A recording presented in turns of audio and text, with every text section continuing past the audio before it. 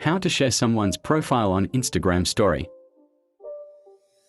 Hello friends, in this video I will tell you step by step how to share someone's profile on Instagram story, so you must watch this video till the end so that you get the right information about everything. First of all, you have to open Instagram and click on the plus icon at the bottom. After that, here you have to select the story and select any image from your gallery that you want to add to the story. After selecting the story, you have to click on the stickers button at the top. As soon as you click on the stickers, here you have to select the mention sticker. Now here you have to type the username of the profile which you want to add or mention to your story.